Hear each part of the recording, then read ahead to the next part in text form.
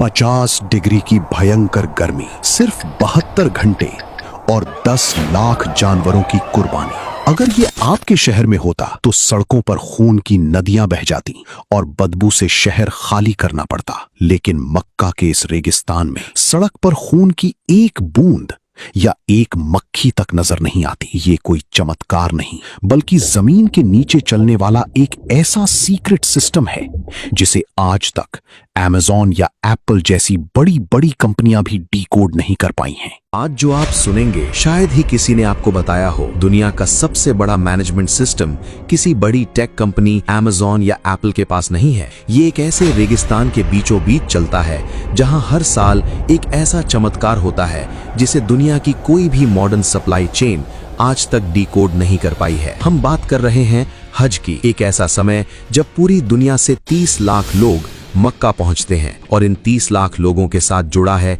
एक ऐसा secret operation जो सिर्फ और सिर्फ 72 घंटों के लिए एक्टिवेट होता है। लेकिन ये सिर्फ शुरुआत है, असली चौंकाने वाला हिस्सा तो अभी आने वाला है। अपने दिमाग में जरा एक कैलकुलेशन कीजिए, अगर आपके शहर में 10,000 जानवरों की कुर्बानी हो तो सड़कों का क्या हाल होगा। गंदगी, बदबू और बीमारियों का डर। अब सोचिए, एक ऐसी जगह जहां गर्मी 50 डिग्री सेल्सियस तक पहुंच जाती है और वहां सिर्फ 3 दिन के अंदर 10 लाख से ज्यादा जानवरों की कुर्बानी होती है। और हैरानी की बात यह है कि वहां एक मक्खी भी नहीं भिनभिनाती, खून की एक बूंद सड़क पर नजर नहीं आती। अगर आपको ये सब मैनेज करना होता तो आप कहां से शुरू करते? शायद आप हार मान लेते और कहते कि ये नामुमकिन है। यही सवाल सलमान के दिमाग में भी था। सलमान, जो भारत का एक टॉप सप्लाई चेन एनालिस्ट है, जब वो पहली बार हज पर गया तो उसे लगा कि यहाँ तो भयंकर अव्यवस्था होगी। उसका लॉजिक कहता था कि 10 लाख जानवरों का मांस एक ही जगह पर एक ही समय में प्रोसेस करना इंसान के बस की बात नहीं है। उसे लगा कि पक्का मांस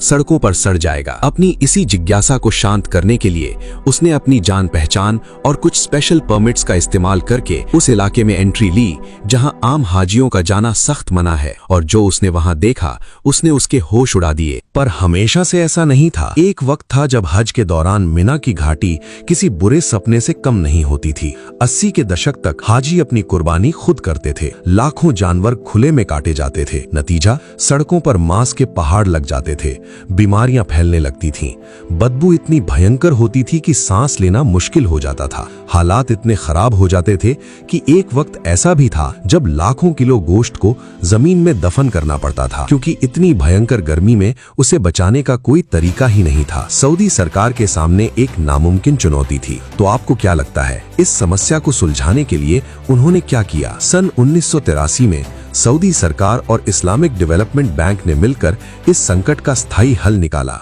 उन्होंने जमीन के नीचे और ऊपर एक ऐसा सीक्रेट शहर बसा दिया जिसके बारे में 99% लोग आज भी नहीं जानते। इस ऑपरेशन को सिर्फ एक देश नहीं बल्कि पूरी मुस्लिम दुनिया के सबसे बड़े डेवलपमेंट नेटवर्क्स में से एक चलाते हैं। ध्यान से सुनिए, ये कोई आम कसाई खाना नहीं है। ये सिर्फ एक कसाई खाना नहीं बल्कि 7 विशाल इंडस्ट्रियल शहरों का नेटवर्क है। करीब 10 लाख स्क्वायर मीटर में फैला एक ऐसा सिस्टम जहां 10 अलग अलग स्लॉटर साइट्स बनाई गई हैं। साल के 362 दिन ये शहर लगभग सोया रहता है और फिर सिर्फ 3 दिनों के लिए ये पूरी ताकत से जाग उठता है। सलमान जब उस कॉम्प्लेक्स के अंदर घुसा तो उसे लगा जैसे वो किसी हॉलीवुड की साइंस फिक्शन फिल्म के सेट पर आ गया हो। बाहर चिलचिलाती धूप थी लेकिन अंदर का तापमान एकदम जमा देने वाला था। वहां मौजूद हर कर्मचारी के कपड़ों से लेकर जूतों तक को डिसइंफेक्टिंग चेंबर्स से गुजारा जाता था। सलमान ने देखा कि हर सेक्शन अलग अलग लेयर्स में बटा हुआ था। कहीं मेडिकल इंस्पेक्शन चल रहा था, कहीं डिजिटल टैगिंग और कहीं विशाल कन्वेयर बेल्ट्स बिना रुके हजारों जानवरों को आगे बढ़ा रही थीं। वहां इस्तेमाल होने वाली कई मशीनें सिर्फ हज के लिए बनाई गई स्पेशल कस्टम इंडस्ट्रियल टेक्नोलॉजी थीं। सलमान को ऐसा लग रहा था जैसे वो किसी स्लॉटर हाउस में नहीं बल्कि दुनिया की सबसे एडवांस्ड ऑटोमेटेड फैक्ट्री के अंदर खड़ा हो। इस ऑपरेशन को अंजाम देने के लिए पूरी दुनिया से 40,000 से ज्यादा ट्रेंड कसाई, वेटरनरी डॉक्टर्स और इंजीनियर्स को स्पेशल चार्टर्ड फ्लाइट से मक्का लाया जाता है। हर जानवर के कान में एक डिजिटल टैग लगाया जाता है जिससे उसका पूरा रिकॉर्ड सिस्टम में सेव हो जाता है। यहाँ सिर्फ हेल्थ नहीं बल्कि शरिया के हर नियम को भी मशीनों और विशेषज्ञों की मदद से वेरीफाई किया जाता है। जहां एक तरफ जानवरों की मेडिकल स्कैनिंग हो रही थी, वहीं दूसरी तरफ ऑटोमेटेड मशीनें हजारों पैकेट्स को सील कर रही थीं। हर स्लॉटर लाइन के ऊपर विशाल स्टील क्रैक्स लगे हुए थे जिन पर पूरा पूरा प्रोसेस बिना रुके आगे बढ़ता रहता था। अब इस सिस्टम की रफ्तार का अंदाजा आप इससे लगाइए कि यहाँ औसतन हर 7 सेकंड में एक कुर्बानी प्रोसेस हो जाती है। जी हाँ, सिर्फ 7 सेकंड। सिर्फ कुछ सेकंड की देरी भी पूरे सिस्टम को बिगाड़ सकती थी, इसलिए हर मशीन एक दूसरे से सिंक्रोनाइज थी। अब इस पूरे सिस्टम को इंसान नहीं बल्कि आर्टिफिशियल इंटेलिजेंस मॉनिटर करती है। एक कंट्रोल रूम ऐसा भी था जहां दीवारों पर लगी विशाल स्क्रीनें पूरे ऑपरेशन को लाइव मॉनिटर कर रही थीं। हर जानवर, हर पैकेट और हर ट्रक स्मार्ट डिजिटल ट्रैकिंग के दायरे में होता है। लेकिन रुकिए, कहानी में सबसे बड़ा ट्विस्ट तो अभी बाकी है। जब जानवर कटता है तो उसका खून कहाँ जाता है, उसकी खाल का क्या होता है? 10 लाख जानवरों का मतलब है करीब 1.5 से 2 करोड़ किलो तक मांस। इस विशाल मात्रा को 72 घंटे में प्रोसेस करना और खराब होने से बचाना एक इंजीनियरिंग मिरेकल है। कुर्बानी के दौरान निकलने वाला खून खुले में या नालियों में नहीं बहता। जमीन के नीचे पाइप्स, ड्रेनेज चैनल्स और कूलिंग टनल्स का ऐसा जाल बिछा था मानो रेगिस्तान के नीचे एक दूसरी इंडस्ट्रियल दुनिया चल रही हो। कुर्बानी के बाद सफाई के लिए हाई प्रेशर सैनिटाइजिंग मशीनें तुरंत एक्टिव हो जाती थीं ताकि कुछ ही मिनटों में पूरा एरिया दोबारा चमकने लगे। जानवरों की खालें लेदर इंडस्ट्री में भेज दी जाती हैं और एक अलग अंडरग्राउंड वेस्ट प्रोसेसिंग यूनिट हर मिनट टनों बायोलॉजिकल वेस्ट को रिसाइकिल कर रही थी, जिससे बायो फर्टिलाइजर बना दिया जाता है। पूरा सिस्टम इस तरह डिजाइन किया गया था कि जानवर के आने से लेकर मीट पैकेट बनने तक इंसानी हाथों का इस्तेमाल कम से कम हो। सलमान को सबसे ज्यादा हैरानी इस बात की हुई कि इतने बड़े ऑपरेशन के बावजूद वहां इंसानों से ज्यादा मशीनें काम करती नजर आ रही थीं।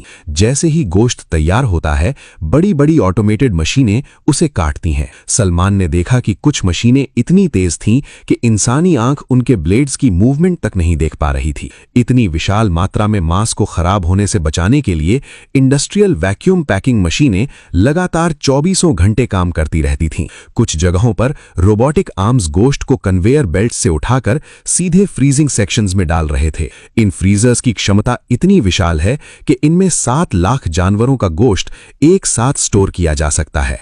हजारों टन बर्फ और कूलिंग गैस पाइपलाइंस इस पूरे सिस्टम को लगातार ठंडा रखती थीं। एक सेक्शन ऐसा भी था जहां सिर्फ तापमान मॉनिटर करने वाली मशीनें लगी थीं, क्योंकि तापमान में हल्की सी गलती भी करोड़ों किलो गोश्त को खराब कर सकती थी। हर फ्रीजिंग चेंबर के बाहर डिजिटल स्क्रीनें लगी थीं, जिन पर अंदर का टेम्परेचर और स्टोरेज डेटा हर सेकंड अपडेट हो रहा था।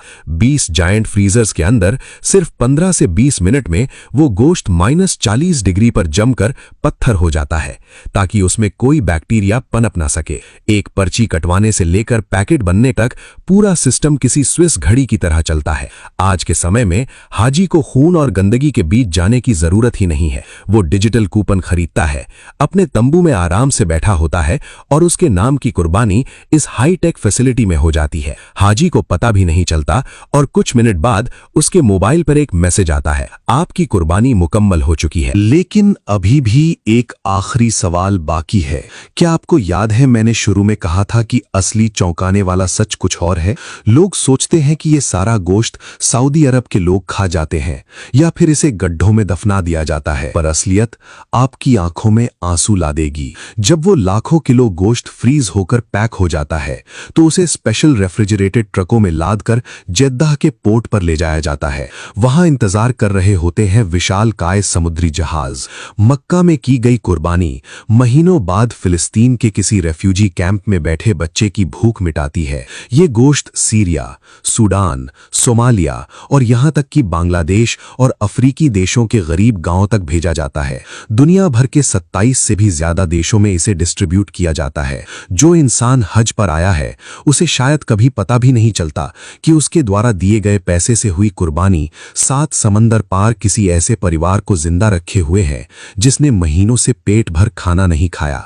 ये सिर्फ एक लॉजिस्टिक्स या मैनेजमेंट सिस्टम नहीं है, ये इंसानियत और टेक्नोलॉजी का दुनिया में सबसे बड़ा और सबसे खामोश संगम है। एक ऐसी जगह जहां सदियों पुरानी एक धार्मिक परंपरा को मॉडर्न साइंस ने दुनिया की सबसे बड़ी ग्लोबल चैरिटी में बदल दिया है। एक ऐसी सप्लाई चेन जहां न कोई प्रॉफिट मार्जिन है न कोई मार्केटिंग, बस एक ही मकसद है कि दुनिया के किसी कोने में कोई इंसान भूखा न सोए। अब एक बार फिर से सोचिए, 10 लाख जानवर, हर 7 सेकंड में एक कुर्बानी। कुर्बानी, 40,000 लोग, 7 विशाल शहर, आर्टिफिशियल इंटेलिजेंस, मशीनें जो पलक झपकते ही अपना काम कर जाती हैं, और 27 देश। क्या आपने कभी इस सीक्रेट मैनेजमेंट सिस्टम के बारे में सपने में भी सोचा था?